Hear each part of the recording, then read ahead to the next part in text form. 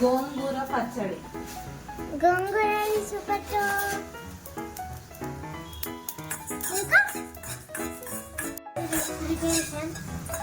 ధనియాలు, జీలకర్ర,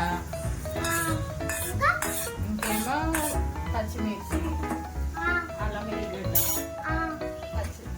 గోంగూర, నెక్స్ట్ పచ్చిమిరపకాయ, కొంచెం 4-5 పచ్చిమిరపకాయ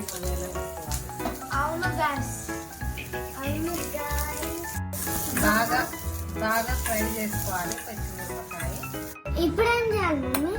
ఇప్పుడు ఇది మిక్సీకి పట్టేసేయాలి. ధనియాలు, జీలకర్ర, ఇది అల్లం వెల్లిగడ్డ, పచ్చిమిరపకాయ మిక్సీకి పట్టేయాలి.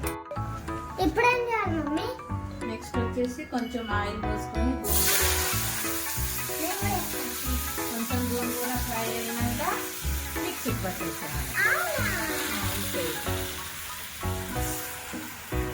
ఇప్పుడు ఎంతసేపు ఫ్రై చేసుకోవాలి మమ్మీ?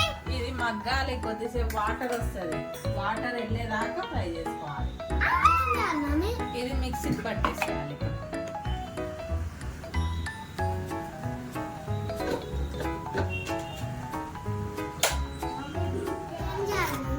కొద్దిసేపు ఫ్యాన్ కింద చల్లారబెట్టాలి.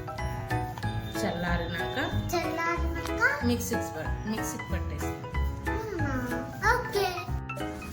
అయిపోయిందా మమ్మీ? అయిపోయిందా? మిక్సీకి పట్టేసా, కొంచెం సాల్ట్ వేసి. ఇప్పుడేమో ఇవి తాలింపు వేస్తున్నాం.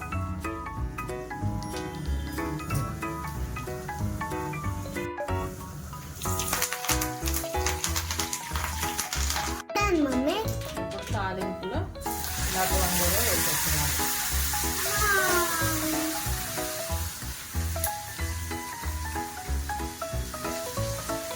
ఎంతో టేస్టీ గోంగూర పచ్చడి రెడీ.